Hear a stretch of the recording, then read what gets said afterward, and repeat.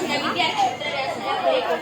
ಇಂದು ನಾನು ಪೈಗಂಬರ್ ಮೊಹಮ್ಮದ್ ಮುಸ್ತಫಾ ಸಲ್ಲಲ್ಲಾಹು ಅಲೈಹಿ ವಸಲ್ಲಂ ತಂಗಳವರನ್ನು ಕುರಿತು ಜನ್ಮದಿನವನ್ನು ಕುರಿತು ಒಂದೆರಡು ಮಾತನಾಡಲು ಇಚ್ಛಿಸುತ್ತೇನೆ. ಅಲ್ಲಾಹು ತೌಫೀಕ್ ನೀಡಲಿ. ಆಮೀನ್.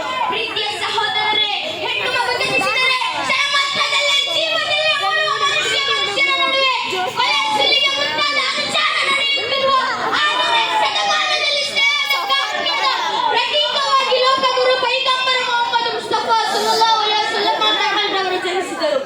ಪೈಗಂಬರ್ ಮೊಹಮ್ಮದ್ ಮುಸ್ತಫಾ ಸಲ್ಲಲ್ಲಾಹು ಅಲೈಹಿ ವಸಲ್ಲಂ ತಂಗಳವರು ಹೇಳಿದರು, ನಿನ್ನ ನೆರೆಹೊರೆಯವನು ಯಾವುದೇ ಧರ್ಮದವನಾದರೂ ಅವನು ಪ್ರೀತಿಯಿಂದ ಗೌರವಿಸಬೇಕು.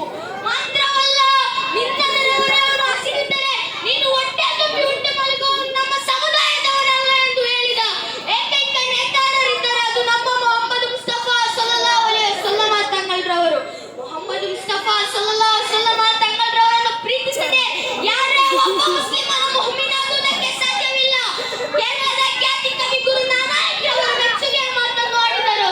ಅದೇ ರೀತಿ ಭಾರತದ ಮೊಟ್ಟ ಮೊದಲು ಪ್ರಧಾನಿಯಾದ ಜವಾಹರ್ಲಾಲ್ ನೆಹರು ಕೂಡ ಹೇಳಿದರು, he is not only a prophet but he is a great scientist.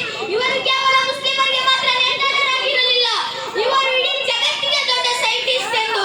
ಇಂತಹ ಪೈಗಂಬರ್ ಮೊಹಮ್ಮದ್ ಮುಸ್ತಫಾ ಸಲ್ಲಲ್ಲಾಹು ಅಲೈಹಿ ವಸಲ್ಲಂ ತಂಗಳವರನ್ನು ಪ್ರೀತಿಸುತ್ತಾ ಸಲಾತು ಅಧಿಕಗೊಳಿಸಲು ಅಲ್ಲಾಹು ತೌಫೀಕ್ ನೀಡಲಿ. ಆಮೀನ್. ವಾಹಿರ ದೌವಾನಾ ಅಲ್ಹಮ್ದುಲಿಲ್ಲಾಹಿ ರಬ್ಬಿಲ್ ಆಲಮೀನ್. ವಅಲೈಕುಂ ಅಸ್ಸಲಾಂ ವರಹಮತುಲ್ಲಾಹಿ